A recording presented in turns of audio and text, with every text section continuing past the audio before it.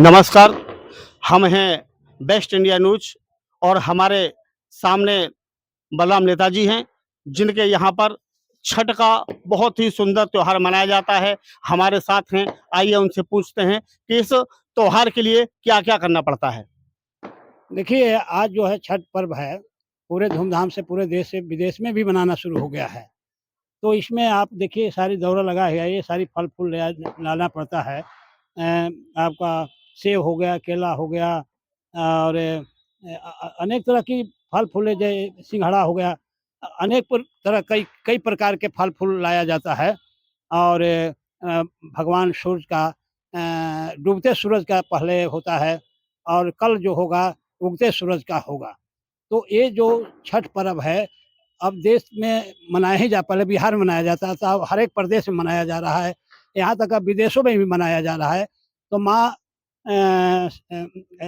सूर्य भगवान का जो है ये शक्ति है कि जो माताएँ बहनें लोग भाई लोग करते हैं लोग पुरुष भी करते हैं, तो जो दिल में रखते हैं कि हमारी मनोकामना पूर्ण हो जाएगा, तो हम छठ करेंगे।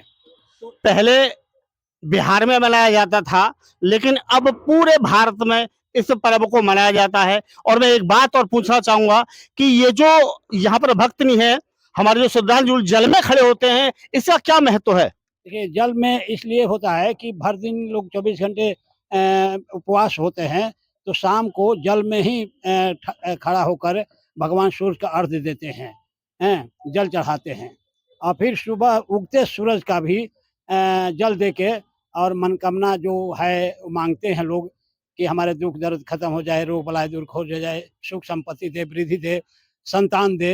ये लोग करते हैं तो माँ आपका सूर्य भगवान जो है उनकी मनोकामना पूर्ण करते हैं। तो लोग इसी को देखते हुए सारे लोग करना शुरू कर दिए, पूरे देश-विदेश में भी हो रहा है। आप देखे होंगे कि नाहड़ पर कितना अजमा है। आप गाज़ियाबाद चले जाइए, दिल्ली चले जाइए, करोड़ों की संख्या में लोग मतलब कि खाली इंडिया के अंदर में होता है, अरबों का तो पूरे देश-विदेश में ही लोग जनता विदेशी लोग भी मनाने लगा लोग सूर्य भगवान के जल देना शुरू कर दिया। तो इनमें एक बहुत बड़ा ऊर्जा है, एक शक्ति है उनको। इस पर्व करने से लोगों को एक ऊर्जा बढ़ता है, एक विश्वास बढ़ता है और देश में धर्म के से एक भाईचारा बनता है। इसलिए सूर्य भगवान को छठी मैया का पर्व मनाया जाता है। पहले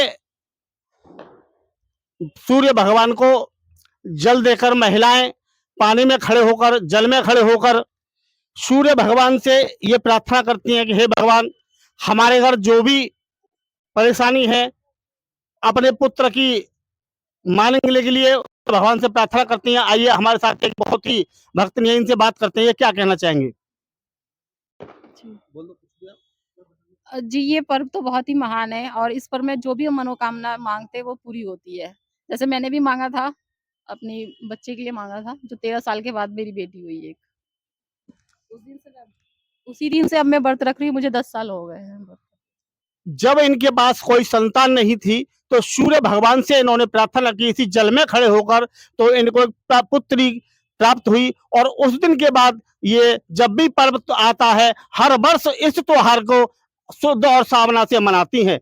Netrapal Baghel, best India news, Ghaziabad खोड़ा।